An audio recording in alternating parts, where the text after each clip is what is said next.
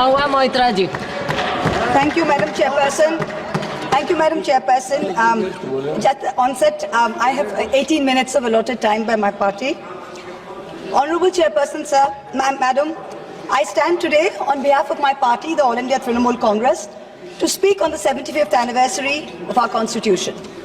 A Constitution that is not merely a book, but indeed the life and the soul of our nation.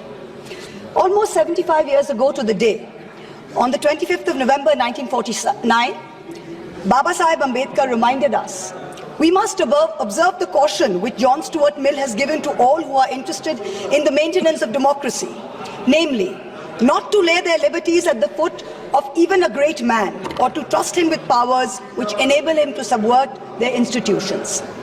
This nation was made by great men and women, but the real challenge before us today is ensuring that no one man should believe he's greater than the nation and that he is above the principles of the Constitution. Today, as I stand to participate in this historic debate, let me start with a short, yet very apt nazm by the poet Dr. Hilal Farid. I trust the truth and the irony in his words will not be lost on anyone. Mubarak ghadi hai, कल सच धज कर, makeup रच कर, खूब जच कर, देखो उसका मंच पर आना, किताब संविधान की आंखों से लगाना और फरमाना, मैं शीश को झुकाकर, इस किताब को मन में बसाकर, ईश्वर की शपथ लेता हूँ।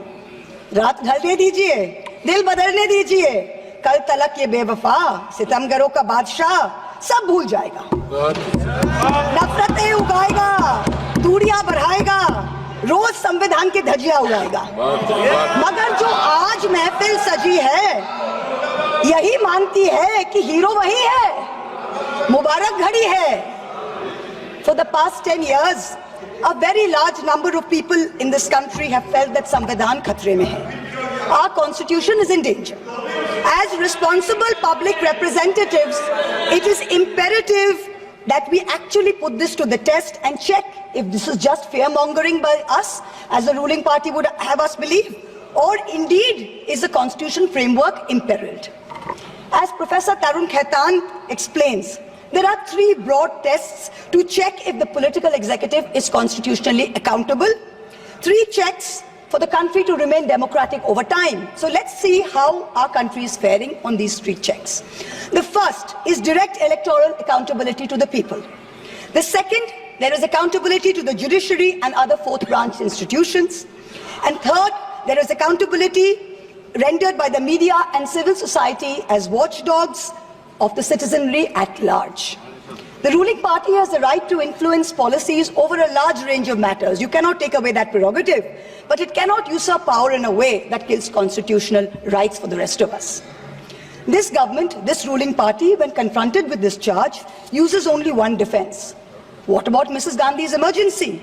Yes, that was a full frontal attack on democracy. No question about that. But we saw it for what it was.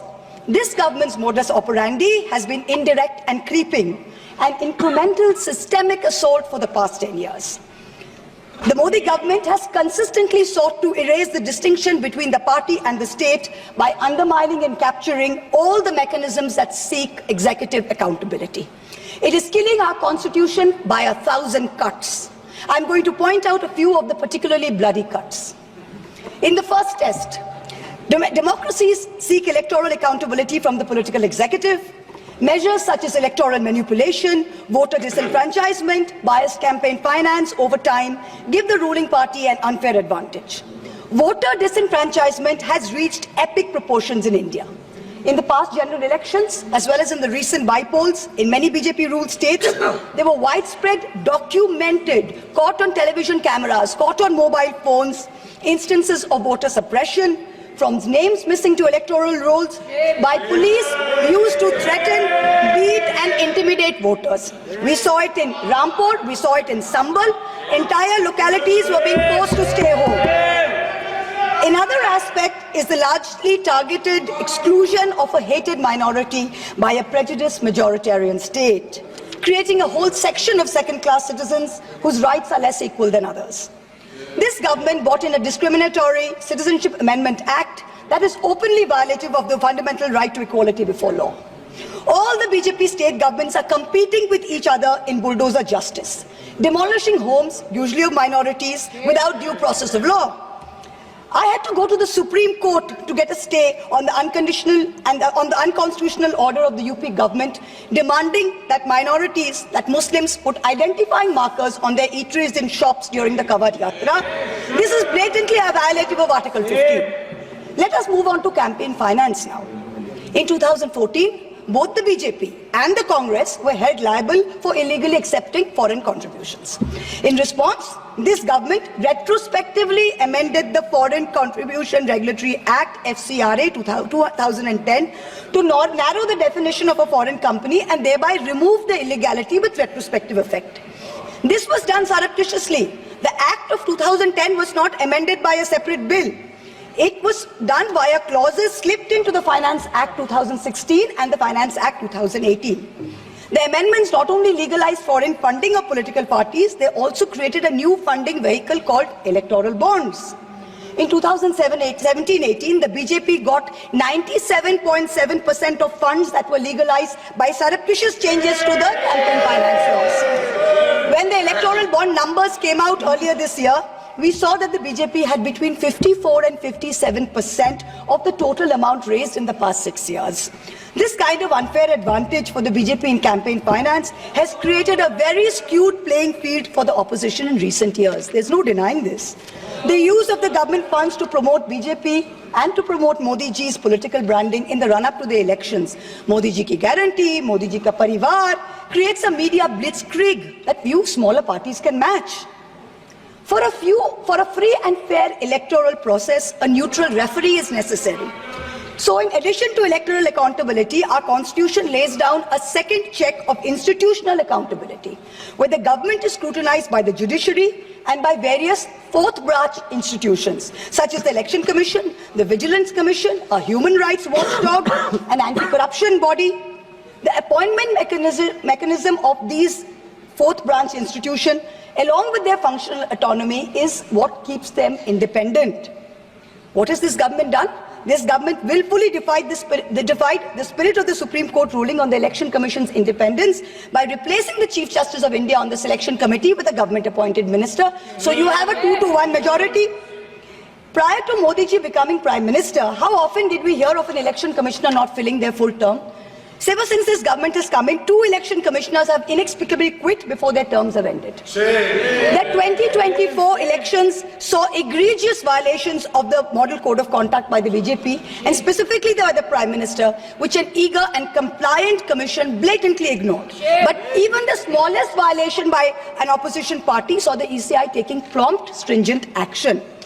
For free and fair elections, just like justice, must not only be done, but must also be seen to be done. So public trust in democracy has to be restored by this election commission. We've jokingly started calling it the Modi ji Code of Conduct. Other institutional bodies have been similarly compromised. Appointments to the National Human Rights Commission have been widely criticized, especially of Justice Arun Mishra and others close to the establishment. This is a judge who, while in office, he praised on Modi ji, calling him an international visionary who thought globally and acted locally. And lest the Treasury benches claim this assessment is a biased one, please remember, it is precisely this kind of appointments that have undermined the independence of the NHRC, so much so that the NHRC has lost its UN accreditation. The NHRC can no longer represent India or vote at the UN Council of Human Rights. Allow me to turn to a simple instance of what human rights under the rule of law means, the right to bail. The erstwhile outgoing Chief Justice of India waxed eloquent recently about how the right to bail has been granted during his tenure for all. A range of under trials, from A to Arnab to Z for Zubair. His alphabet unfortunately seems abbreviated because it did not include G for Gulfisha Fatima, didn't include H for Hani Babu, didn't include K for Khalid Safi, didn't include S for Sharjul Imam, and U for Umar Khalid, and countless others. The former Chief Justice made it a point to say that the Supreme Court is not meant to act like the political opposition. We in the political opposition don't need the Supreme Court to do our job. We are not asking it to. But what troubles us is that some members of the higher judiciary appear to be doing their best to compromise the independence and integrity of our constitutional courts. I do not think that the framers of our constitution ever imagined a scenario where judges would rely on private conversations with God to write judgments, rather than on objective logic, on reasoning, and on the law and the Constitution. The Honourable Defence Minister, in a speech this morning, mentioned the courage of the late Justice H.R. Khanna to dissent in 1976. May I remind everyone that Justice Khanna lived for 32 years after 1976 under a largely Congress regime, long enough to write his autobiography, which the minister quoted from. Unlike poor Justice Lohia, who's resting in peace long before his time. Delays in filling vacancies in the Central Information Commission is denying citizens their right to information. Currently, the CIC has only 3 commissioners, including the chief, instead of the mandated 10, and has 22,000 pending appeals filed by people against the denial of information by this government. The third dimension of executive accountability is discursive accountability. Citizens in a democracy expect their government to be able to justify their actions by way of public discourse with civil society.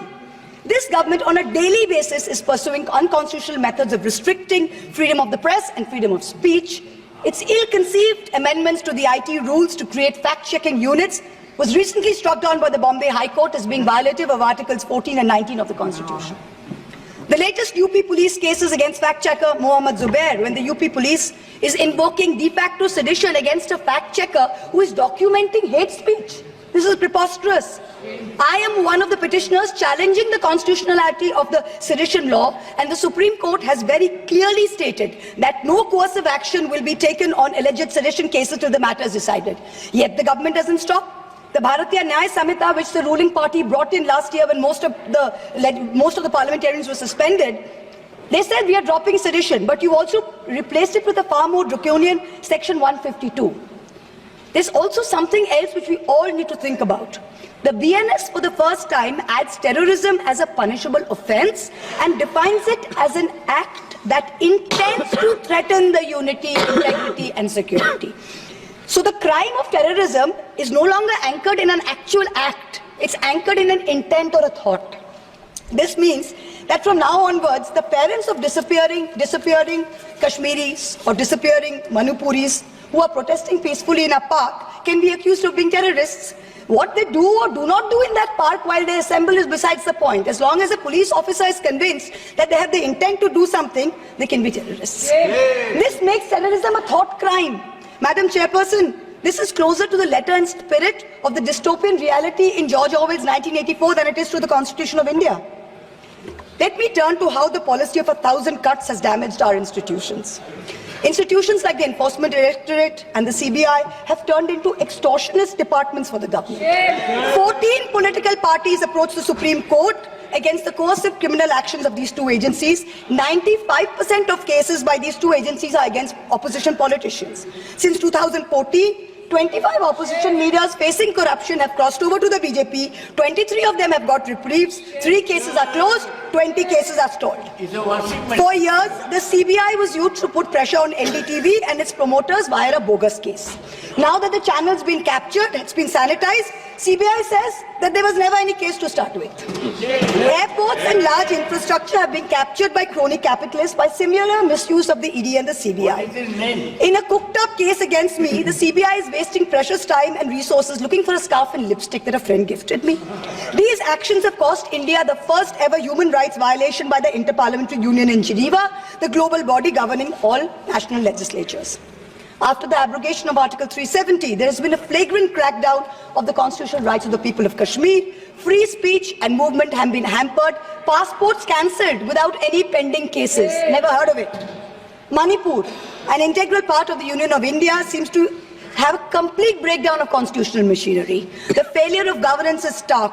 The Union government under Article 355 of the Constitution is obligated to assist states in the maintenance of law and order. In May 2024, in the Supreme Court, Solicitor General stood up and said the violence is subsiding. Yet, horrifying incidents are happening every day. I petitioned the Supreme Court in the Manipur violence case. Senior Advocate Indira Jaisingh appeared for me. An expert committee was set up. But then after 27 or more hearings, there is no relief, there is no justice yet. Time constraints don't allow a more in-depth analysis, but it is crystal clear that this political executive of the past 10 years has systematically eroded democracy. It failed spectacularly on all three tests of constitutional accountability laid out by Professor Khaitan. Our constitution is bleeding from 1,000 cuts. Samvidhan khatre mein zarur hai. The need of this hour is to ensure that the idea of India survives in its purest form. This burden is heavier on some of us than on others. The judiciary and the media have a far greater responsibility in protecting our constitution than do normal citizens. History will not be kind to you, your lords and ladyships, if you falter. To every Chief Justice of India, past and present, I say this: yours is not to worry about your personal legacy. Yours is not to take directions from God. Yours is not to have a private family function turned into a televised circus with a political executive. The Constitution is your only God. The Constitution should be the only Atithi who should be in your home as your Deva. Attention-seeking divas do not leave legacies. Upholders and protectors of our basic sovereign rights will only be remembered. To the media, I say, you play a huge role in guaranteeing our democracy's survival. Live up to it. To taking a few liberties with Faiz Ahmed Faiz's immortal words, let me tell you. सब ताज उछाले जाएंगे, सब तख्त गिराए जाएंगे, बस नाम रहेगा संविधान का. In conclusion, I pay homage to the 17 women of India's Constituent Assembly who laid the path for all of us like me to stand here today. And I would like to remind us of Vijayalakshmi Pandit's words. Freedom is not for the timid. Protecting our constitution in these harrowing times requires courage. Let us rise to it. We will succeed. Jai Hind. किसी कीमत पर अब खत्म नहीं होने पाएगा. आपको बहुत बहुत धन्यवाद. जी धन्यवाद. बैठिए. महुआ मोइत्रा जी. Thank you, Madam Chairperson. Thank you, Madam Chairperson. Just at the onset, I have 18 minutes of allotted time by my party. Honorable Chairperson, sir, Madam, I stand today on behalf of my party, the All India Trinamool Congress, to speak on the 75th anniversary of our Constitution. A Constitution that is not merely a book, but indeed the life and the soul of our nation. Almost 75 years ago to the day, on the 25th of November 1949, Baba Saheb Ambedkar reminded us, we must observe the caution which John Stuart Mill has given to all who are interested in the maintenance of democracy, namely, not to lay their liberties at the foot of even a great man, or to trust him with powers which enable him to subvert their institutions. This nation was made by great men and women, but the real challenge before us today is ensuring that no one man should believe he's greater than the nation and that he is above the principles of the Constitution. Today, as I stand to participate in this historic debate, let me start with a short, yet very apt nazm by the poet Dr. Hilal Farid. I trust the truth and the irony in his words will not be lost on anyone. Mubarak ghadi hai. कल सच धज कर, makeup रच कर, खूब जच कर, देखो उसका मंच पर आना, किताब संविधान की आंखों से लगाना और फरमाना, मैं शीश को झुकाकर, इस किताब को मन में बसाकर ईश्वर की शपथ लेता हूँ. रात ढलने दीजिए, दिल बदलने दीजिए, कल तलक ये बेवफा, सितमगरों का बादशाह सब भूल जाएगा. नफरतें उगाएगा, दूरियां बढ़ाएगा, रोज संविधान की धज्जियां उड़ाएगा. मगर जो आज महफिल सजी है, यही मानती है कि हीरो वही है. मुबारक घड़ी है. For the past 10 years, a very large number of people in this country have felt that Samvidhan khatre mein hai. Our constitution is in danger. As responsible public representatives, it is imperative that we actually put this to the test and check if this is just fear-mongering by us, as the ruling party would have us believe, or indeed is the constitution framework imperiled. As Professor Tarun Khaitan explains, there are three broad tests to check if the political executive is constitutionally accountable. Three checks for the country to remain democratic over time. So let's see how our country is faring on these three checks. The first is direct electoral accountability to the people. The second, there is accountability to the judiciary and other fourth branch institutions. And third, there is accountability rendered by the media and civil society as watchdogs of the citizenry at large. The ruling party has the right to influence policies over a large range of matters. You cannot take away that prerogative, but it cannot usurp power in a way that kills constitutional rights for the rest of us. This government, this ruling party, when confronted with this charge, uses only one defense. What about Mrs. Gandhi's emergency? Yes, that was a full frontal attack on democracy. No question about that. But we saw it for what it was. This government's modus operandi has been indirect and creeping, an incremental systemic assault for the past 10 years. The Modi government has consistently sought to erase the distinction between the party and the state by undermining and capturing all the mechanisms that seek executive accountability. It is killing our constitution by 1,000 cuts. I'm going to point out a few of the particularly bloody cuts. In the first test, democracies seek electoral accountability from the political executive. Measures such as electoral manipulation, voter disenfranchisement, biased campaign finance over time give the ruling party an unfair advantage. Voter disenfranchisement has reached epic proportions in India. In the past general elections, as well as in the recent by-polls, in many BJP-ruled states, there were widespread, documented, caught on television cameras, caught on mobile phones, instances of voter suppression, from names missing to electoral rolls, by police used to threaten, beat and intimidate voters. We saw it in Rampur, we saw it in Sambal. Entire localities were being forced to stay home. Another aspect is the largely targeted exclusion of a hated minority by a prejudiced majoritarian state, creating a whole section of second-class citizens whose rights are less equal than others. This government brought in a discriminatory Citizenship Amendment Act that is openly violative of the fundamental right to equality before law. All the BJP state governments are competing with each other in bulldozer justice, demolishing homes, usually of minorities, without due process of law. I had to go to the Supreme Court to get a stay on the unconditional and on the unconstitutional order of the UP government, demanding that minorities, that Muslims, put identifying markers on their eateries in shops during the Kawad Yatra. This is blatantly a violative of Article 15. Let us move on to campaign finance now. In 2014, both the BJP and the Congress were held liable for illegally accepting foreign contributions. In response, this government retrospectively amended the Foreign Contribution Regulatory Act, FCRA 2010, to narrow the definition of a foreign company and thereby remove the illegality with retrospective effect. This was done surreptitiously. The Act of 2010 was not amended by a separate bill.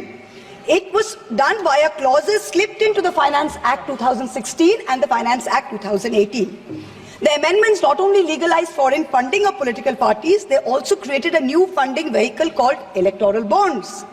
In 2017-18, the BJP got 97.7% of funds that were legalized by surreptitious changes to the campaign finance laws. When the electoral bond numbers came out earlier this year, we saw that the BJP had between 54 and 57% of the total amount raised in the past 6 years.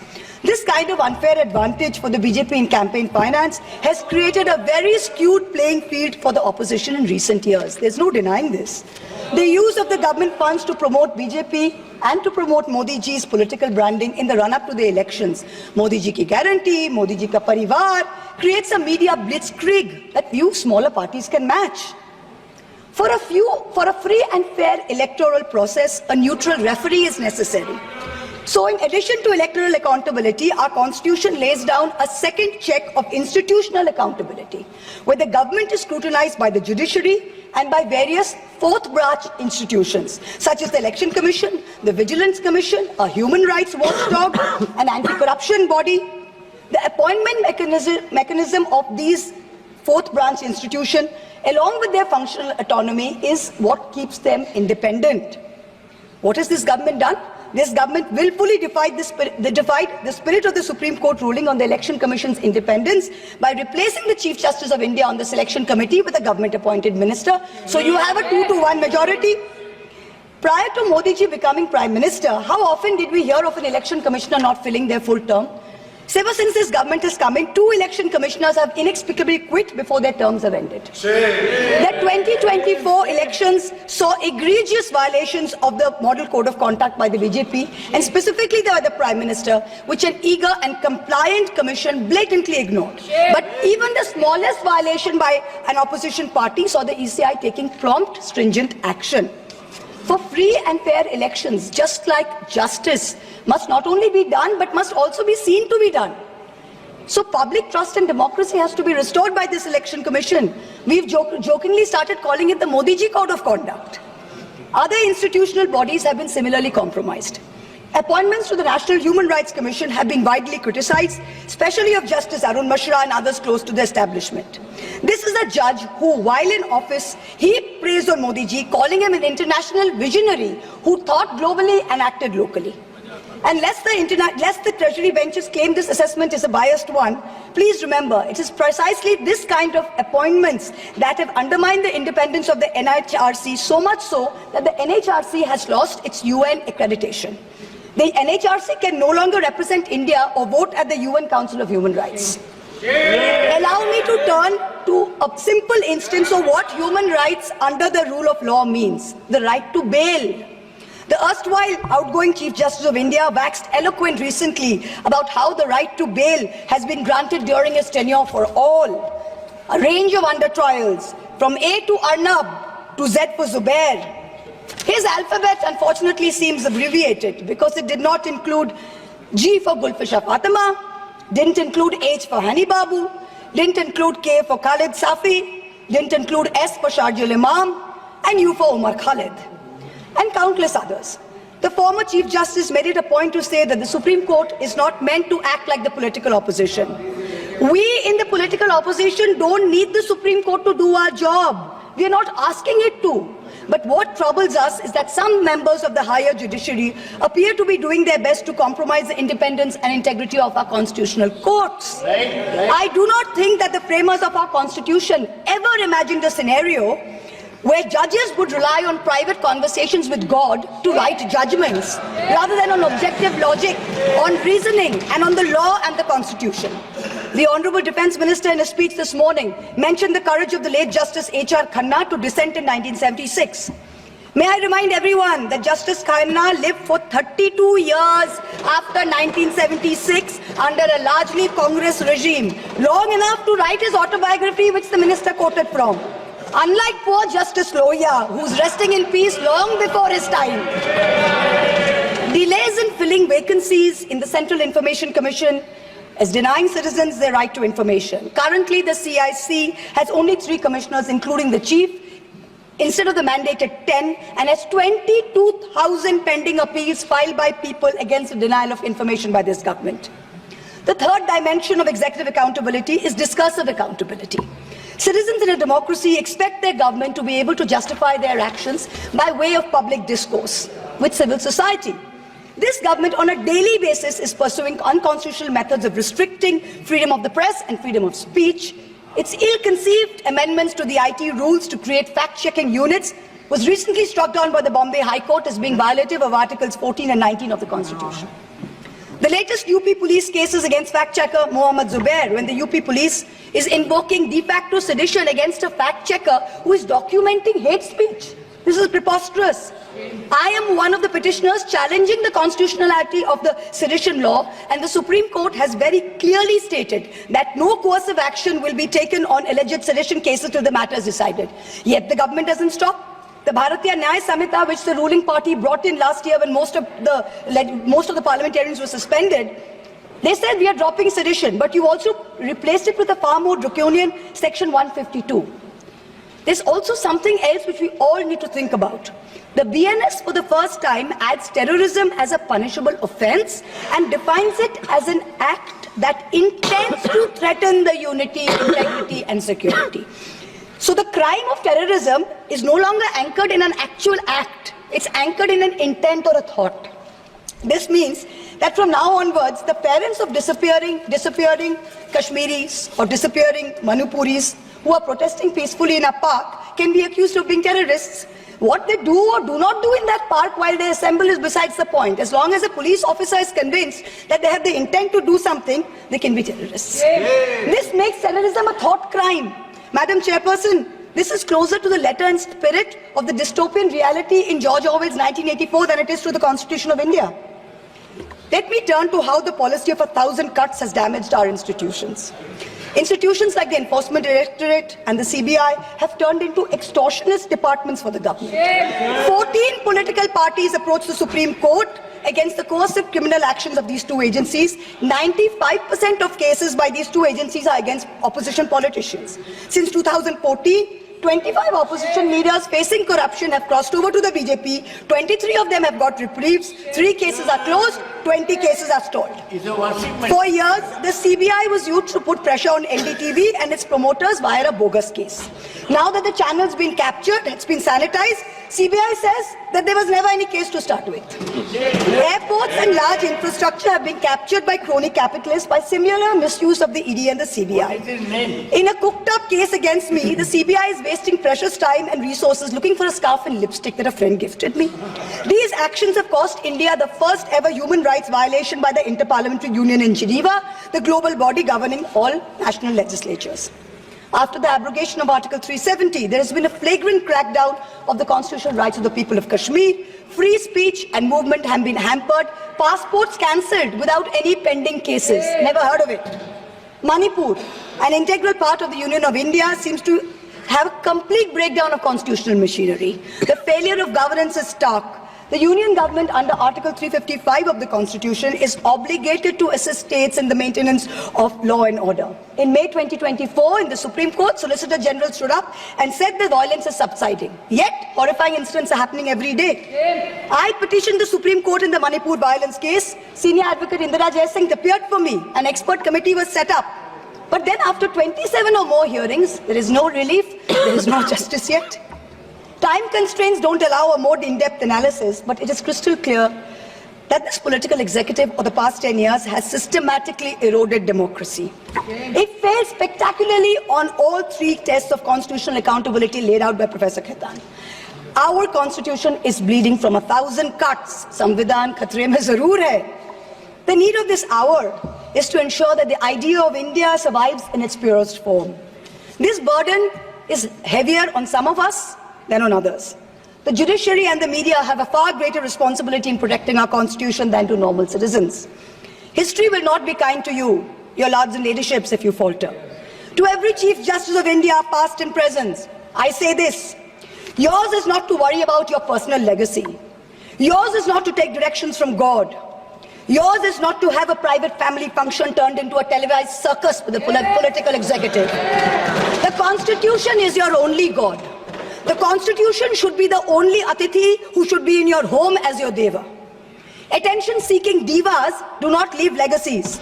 Upholders and protectors of our basic sovereign rights will only be remembered. To the media, I say, you play a huge role in guaranteeing our democracy's survival. Live up to it.